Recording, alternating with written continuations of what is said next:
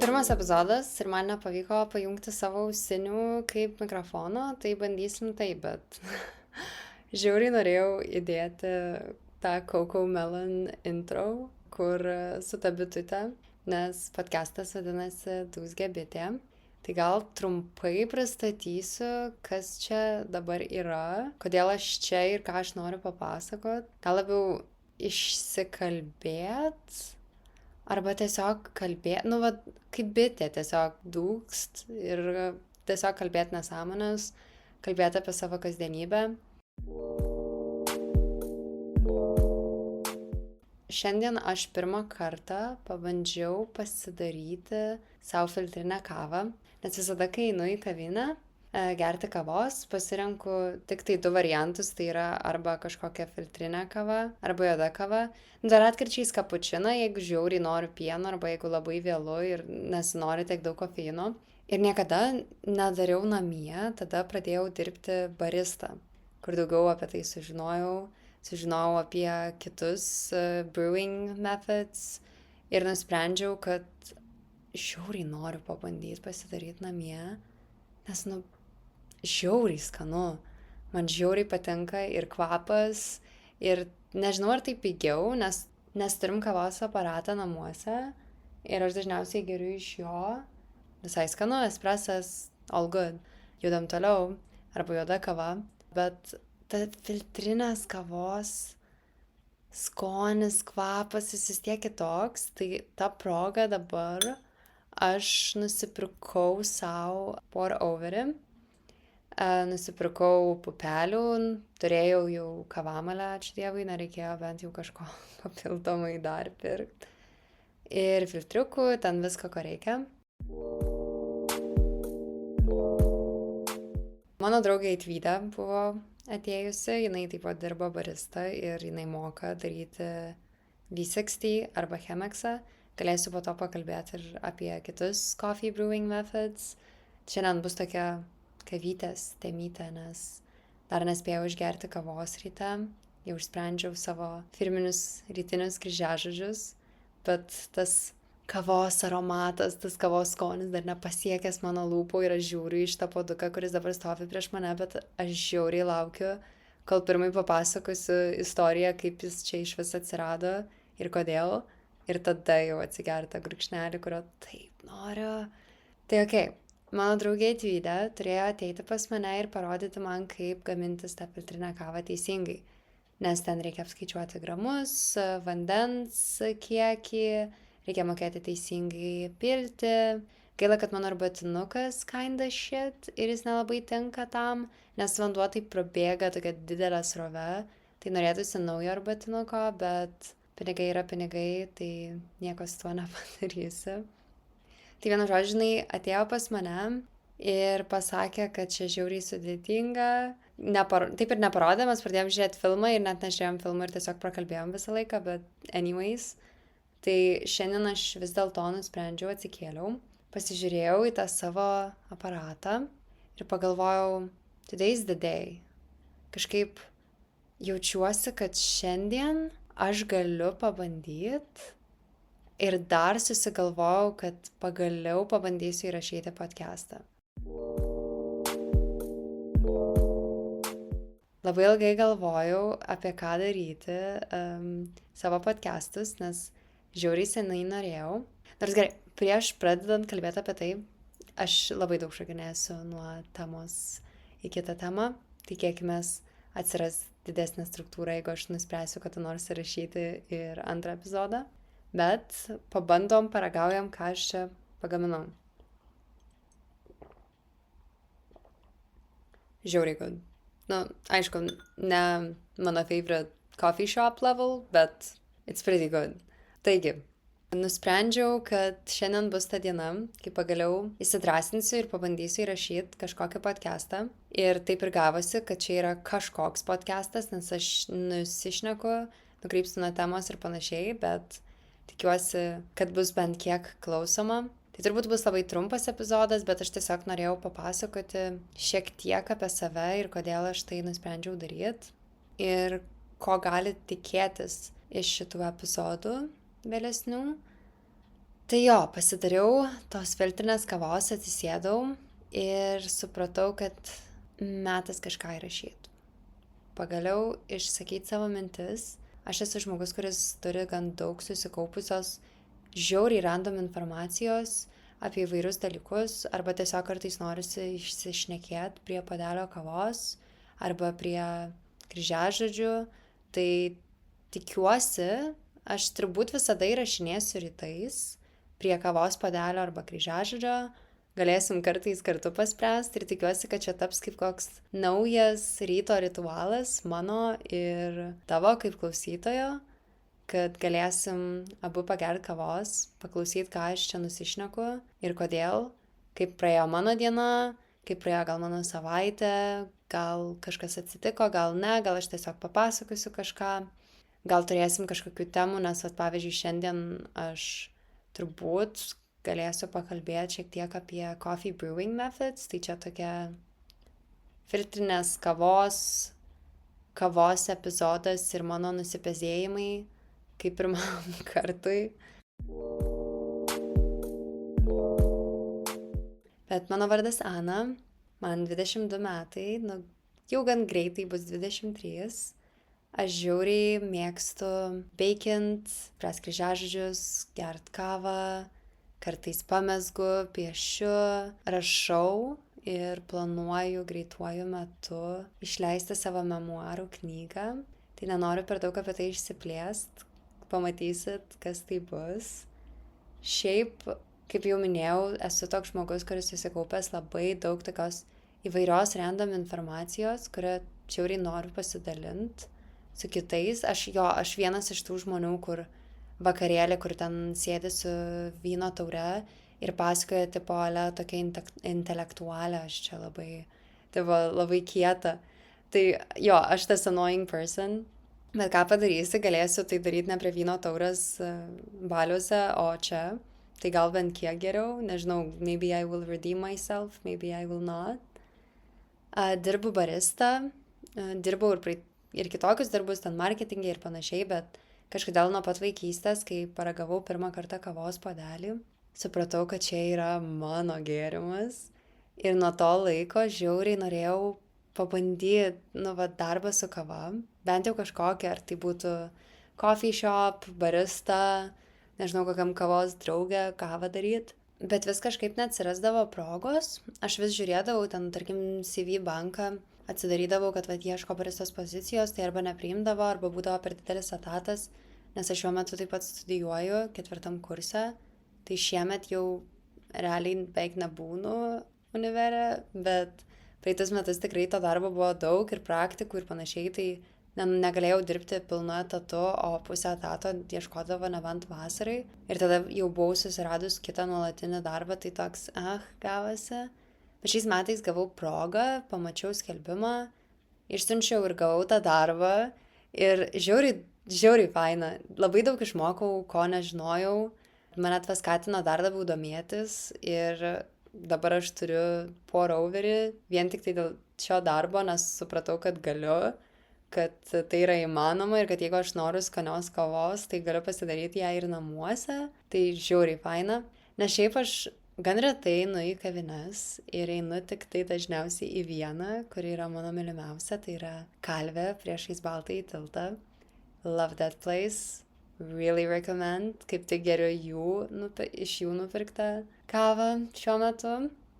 Tai baristos darbas man labai prie širdies ir aš pagalvojau, kad kada geriau jį dirbti negu dabar, kai man yra 22-23 metai ir galiu sau leisti turėti darbą, kuris gal net taip gerai apmokamas, nes dėl kai kurių priežasčių, kurias galėsite paskaityti vėliau memuaruose, very good promotion.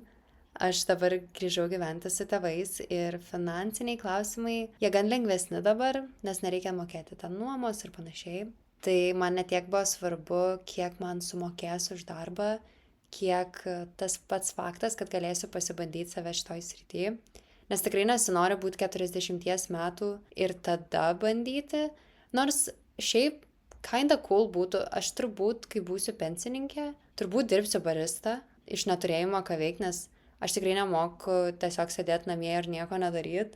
Tai turbūt, jeigu pamatysite baisiai ištatuiruotą močiutę, kuri dirba kalviai, tai čia būsiu aš.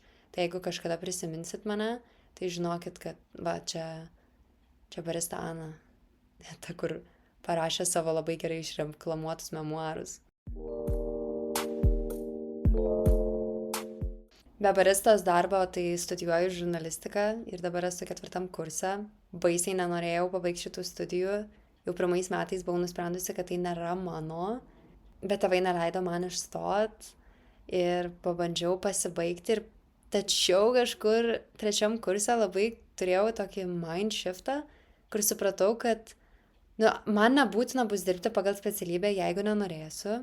O pačios studijos tikrai žiauriai įdomios ir susipažinau su labai įdomiais žmonėmis.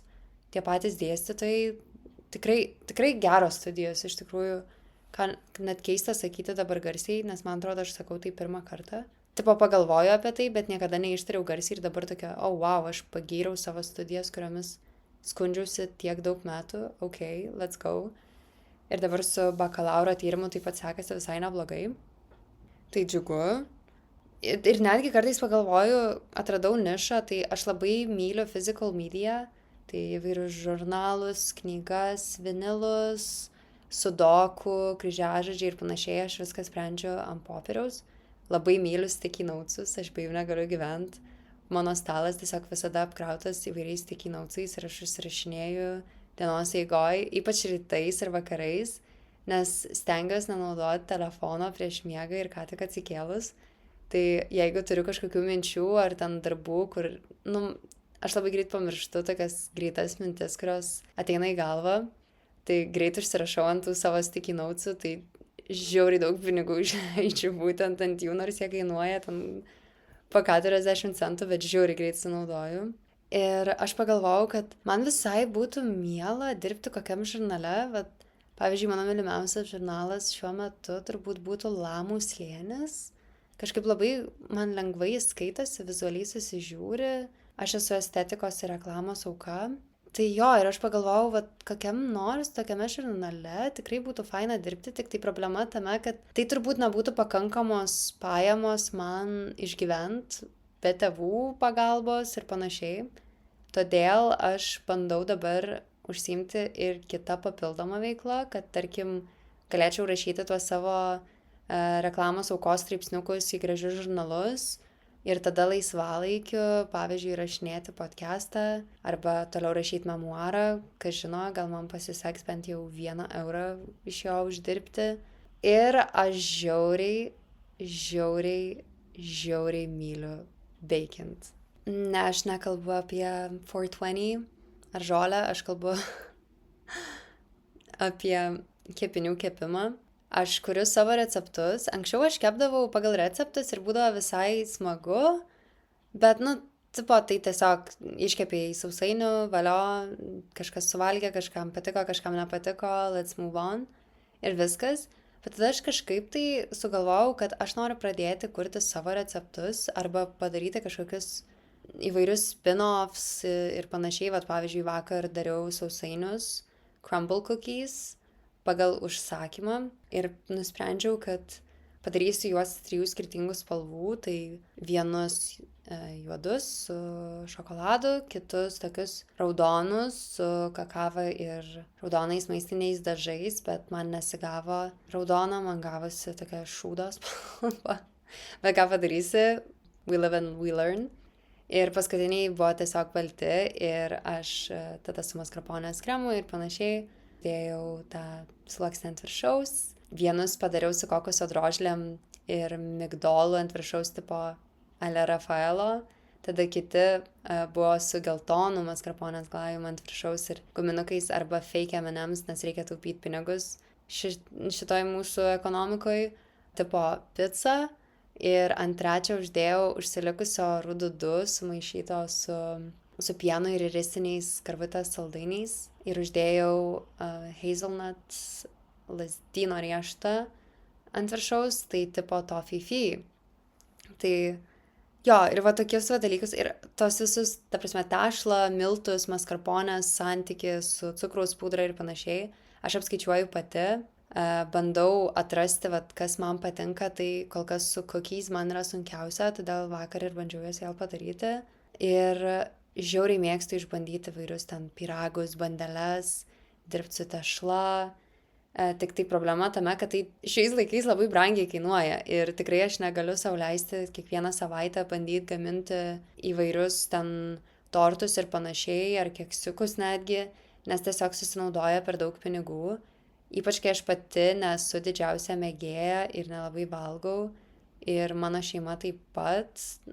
Tai išdalinu pavyzdžiui kaimynams ir tada atsiranda toks dalykas, kur maždaug kaimynai gauna labai daug baked goods ir tas kainuoja brangiai.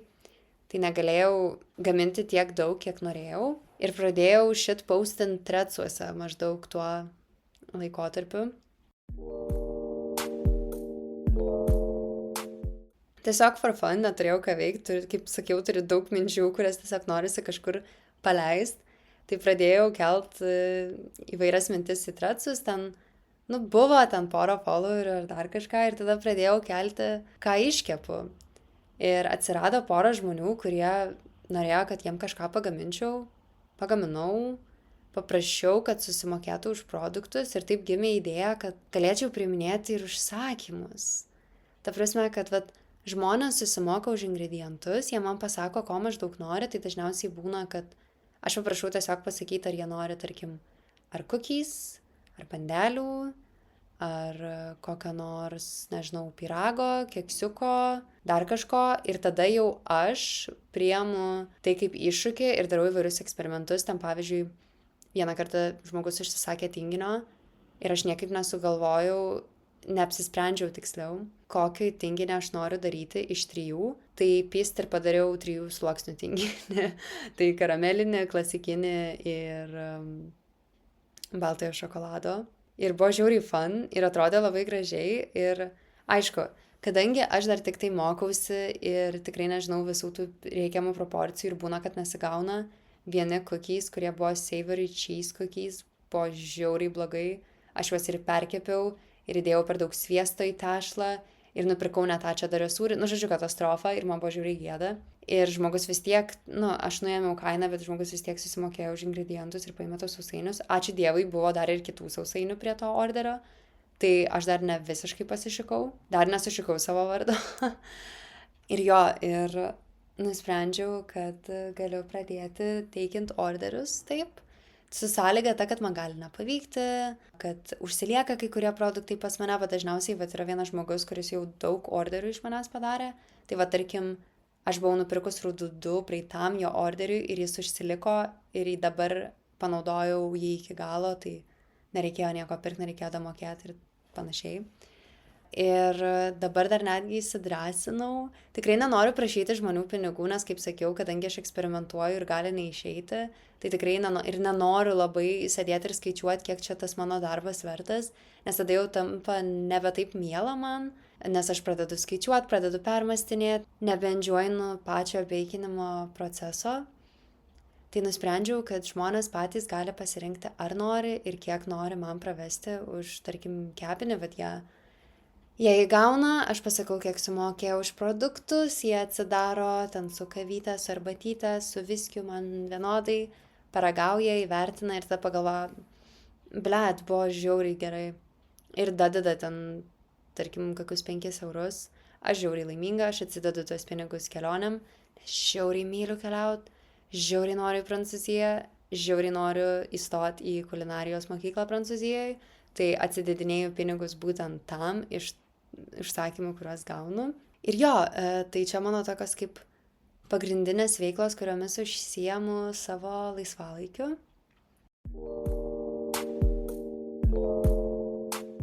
Turbūt labai daug ką praleidau, turbūt labai daug ko nepapasakojau. Ir dar tada prieš baigiant norėčiau papasakoti labai trumpai, labai šiek tiek kokių dar coffee brewing methods yra, kad jeigu užsimanytumėt, kada pagerti kokios skanesnės kavos, ar, nežinau, įkalbėti savo ofisą, pirkti ne kavos aparatą, kažką įdomiau, tai yra pour-overis, su kuriuo galima daryti V60 arba Chemexą. Tai ką aš geriu dabar. Nepasakyčiau, kad buvo labai sudėtinga, bet tam reikia įrangos ir reikia įdėti pinigų, bet jeigu mėgstat juodą kavą, tai čia yra taip amazing. Ir kaip jau minėjau anksčiau, būtinai nueikite į mano mylimiausią kavinę Kalvę, priešais Baltąjį tiltą, paragaukit, žiauriai, žiauriai gerai. Tai tada yra dar French press, tai manau daug kas žino, kas tai yra. Tai kai kavos tirščiai 4-5 minutės mirkomi vandenį ir tada tas virimo įrenginys, ar kaip jį pavadint, jį įkišamas filtras ir tada suspaudi tuos kavos tirščius. Tai aš turėjau French pressą, man visai patiko, bet kai grįžau gyventi pas tėvus, jie turi kavos aparatą, tai man skaniau iš kavos aparato negu iš French presso, tai French pressas guli kažkur Rusijai dabar. Tada yra espresso, tai basicas, I guess. Tikrai skani kava, man labai patinka uostyt espresus, tipo, nežinot, o uostyt, nežinau.